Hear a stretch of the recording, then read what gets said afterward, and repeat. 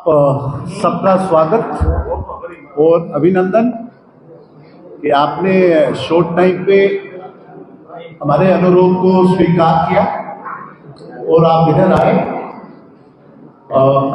कुछ दिन से प्लान कर रहे थे कि आपसे मिलें, पर व्यस्तता और कुछ एक चीजें ऐसी थी कि हम आपसे मिल नहीं पा रहे।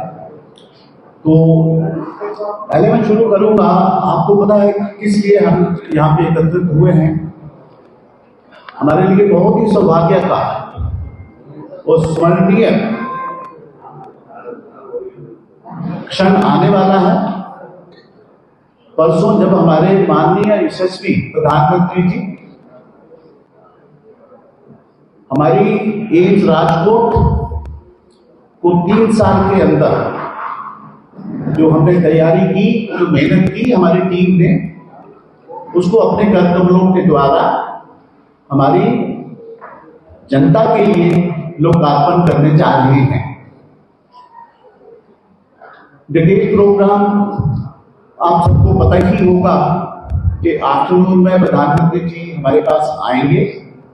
हमारे लिए 20 से 25 मिनट का समय उन्होंने दिया है, उसकी हमने पूरी तैयारी करी है। हम उनको उसके बारे में बताएंगे। ये जो स्वास्थ्य सेवाओं का स्तर हमारे देश में दिन प्रतिदिन बढ़ता जा रहा है, उसके बारे में मैं कुछ आंकड़े आपको दूंगा। हालांकि हम आपको ये बात में हैंड आउट दे रहे हैं, इसमें सब कुछ लिखा है, बट इसमें जो मोटे मोटे पॉइंट हैं वो मैं आपको खुद बताना चाहता हूँ। तो बाद में हम आपको एक पीपीटी भी शेयर करेंगे और ये हैंड आउट इंग्लिश और हिंदी में लिखे हुए हैं, उसके बारे में आप इसमें से बाकी इंफॉर्मेशन ले सकते हैं। प्रधानमंत्री जी जब राजकोट में आएंगे तो हमारी एम्स का लोकार्पण करने के बाद एक जनसभा में जाएंगे और उस जनसभा में जाके तकरीबन 11,391 करोड़ के हेल्थ रिलेटेड जो प्रोजेक्ट हैं उनका लोकार्पण करेंगे। उसका लोकार्पण है और उसका फाउंडेशन स्टोन लेक सेरेमनी होगा। हमारी सरकार ने 2014 के बाद अगर देखा जाए तो 143% का बजट जो है हेल्थ के लिए बढ़ाया है। तो उससे हमारी सरकार की प्राथमिकताएं पता चलती हैं कि स्वास्थ्य को कितना ध्यान दिया जाता है हमारी सरकार की तरफ से। आपने ये भी नोट किया होगा कि 2014 के बाद 157 नए मेडिकल कॉलेज खुले। 157 बहुत ही बड़ी उपलब्धि है और वो सारे के सारे मेडिकल कॉलेज सुचारू रूप से चल रहे हैं और उनको हमारी केंद्रीय सरकार समय समय पर उनको अपग्रेड करने के लिए भी जो स्कीम है PMSY की, उसके थ्रू उनको अपग्रेड और पूरी सहायता भी कर रही है। इसके बाद अगर देखा जाए हमारी इंस्टीट्यूट के बारे में मैं कुछ एक बताऊं। जब कोरोना का बिल्कुल पीक टाइम था तब हमारा पहला अंडर ग्रेजुएट का MBBS का बैच हमारे पास आया और बहुत सारा आप लोगों को पता है कि हम जो थे 2 फ्लोर हमें हमारे सहयोगी मेडिकल कॉलेज संस्था जो है PDU उन्होंने हमें दिए थे और हमारी फैकल्टी और हमारे स्टूडेंट वहीं पे पढ़ाई करते थे।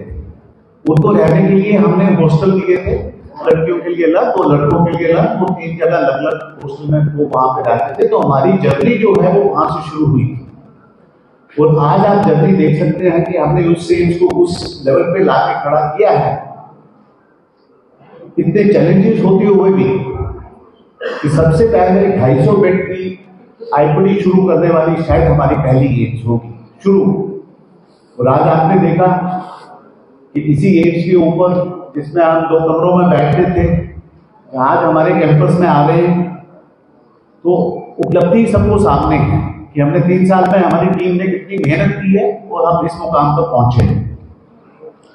आज की तारीख में हमारे पास 69 to 70 फैकल्टी है जो मरीजों को देखते भी हैं और जो शुरू में first year second year students आते हैं उनको बढ़ाने वाली फैकल्टी भी है। हमने पूरी फैकल्टी को मरीजों तक जोड़ने का पूरा प्रयास किया है। जो शुरू के जो फर्स्ट ईयर के जो होते हैं रोटोलॉजी बायोकेमिस्ट्री, वो भी मरीजों से जुड़े हैं। तो हर कोई फैकल्टी यहाँ से किसी न किसी तरीके मरीजों से जुड़ी हुई है। मरीजों की देखभाल से जुड़ी हुई।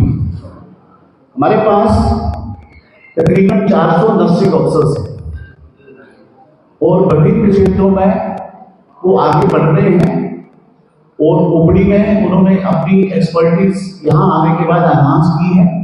आपको सबको पता है, हमने अपनी नर्सिस को बैचेस में वीडियो में 1 से 2 साल के लिए ट्रेनिंग के लिए भेजा, क्योंकि हमारी आईपीडी नहीं थी तो उन्होंने आईपीडी की ट्रेनिंग वहां पे ली ताकि वो यहाँ पे अपना टाइम बर्बाद नहीं करें। और इसी बीच में हमारी नर्सों ने जाके अपनी और एजुकेशन भी ऑनलाइन ऐड की। तो हमने सारा मौका दिया कि हर कोई आदमी जो हमारी एज से जुड़ा है वो अपने कैरियर में आगे प्रोग्रेस करे और उसका फायदा पूरी एज को पहुंचे। सबसे पहले जब हमने ओपीडी शुरू की थी